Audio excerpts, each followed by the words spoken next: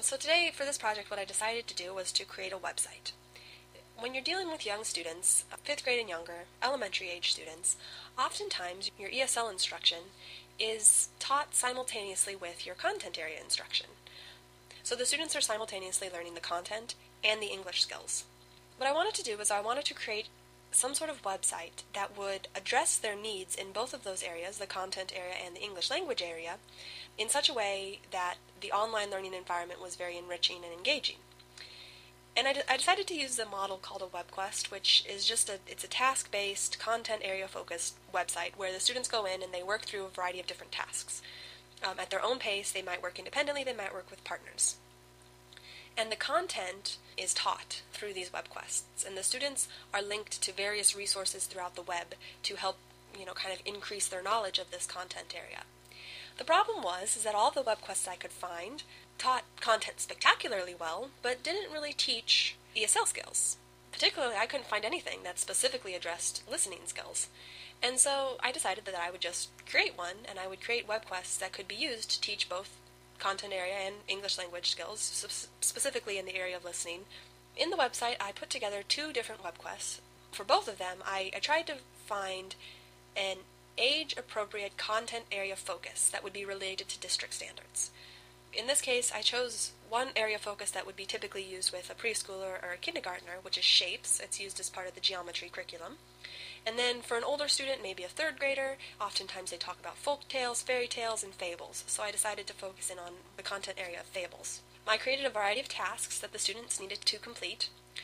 Then I embedded in those tasks some content-related listening activities. So in the fables section, I had the students listen to a storyteller tell a fable, and they completed a close activity where they were filling in the words that were missing. I also did a true-false activity, having the students work a little bit on evaluating the speaker. They listened to a recording, and they decided whether they believed the person or if they didn't believe the person. And then in the shapes activity, I did 2 activities, one for listening for details and one for listening for just kind of the basic storyline or the gist of the story that was told. And then I also created links throughout the WebQuests to content that was available on the internet to help them be more successful in these tasks. So in the fables example, the final activity is the students were going to find a fable and tell that fable to the classroom. What I linked to were some websites that taught students, well, what do you need to do to be a good storyteller? And then finally, at the end of the task, coming up with some sort of engaging activity that allows me to evaluate their performance. The other thing that I included in the website was not only the 2 different WebQuests, but also some metalinguistic instruction for students and teachers. In the students section, I talked a little bit about the different purposes that we have for listening. So we listen for main ideas, we listen for details, we listen to evaluate the speaker. Are they lying? Are they telling the truth? We listen to make inferences, so we listen between the lines, and then we just listen sometimes because it's fun and we enjoy it. I also talked about some strategies that they can use when they're completing either the WebQuests or working in their own classroom, doing listening activities, thinking ahead, so what do I know about this topic, making predictions, based on what I know, what do I think the speaker is going to say, looking for help, is there a script that the student can use to look at and to review, having their goal in mind, so knowing, okay, I'm listening for details, or I'm listening for the main idea, and then listening for that, whatever their goal is, paying attention throughout the listening process, taking notes, doing outlines, listening again. If you didn't catch it all the first time, listen to it again and see if you can catch it the second time, maybe the 3rd time.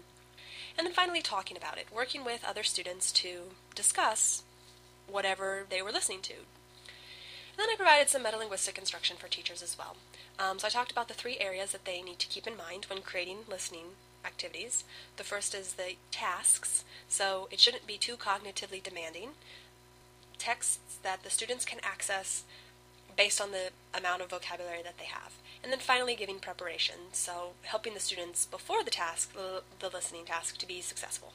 And then I gave some specific strategies of how to do this, activating prior knowledge, explaining new vocabulary, having the students make predictions, giving them a script, giving multiple opportunities to listen to the text, teaching them how to take notes, giving them outlines to fill in, having the students not only work independently but also work in pairs and groups. For younger students who may not be able to follow a script, giving them visual cues throughout the story about what might be happening, pausing the recording, allowing the students to listen to it in chunks, and then finally having the students respond in age-appropriate and ability-appropriate ways. So, as I said before, if the students can't write, they shouldn't be expected to respond in essay form, because they're not going to be able to do it.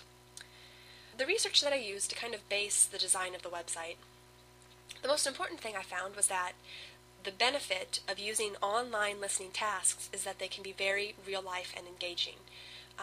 We've talked in this class about using, TED Talks or all these real-life people talking about real-life things, and that's incredibly engaging for students to be able to listen to people talk about things that are actually interesting. And so the WebQuest, simply by the design of it, allows me as a teacher, or allows other teachers, to link to those types of engaging real-life speaking activities.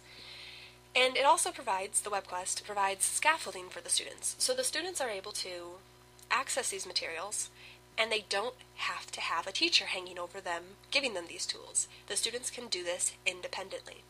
Another advantage of using online WebQuests is that students can work through the tasks at their own pace. So if you have students at a variety of different levels, it allows the students who, maybe only have to listen to the activity once and then they get it, they can move on.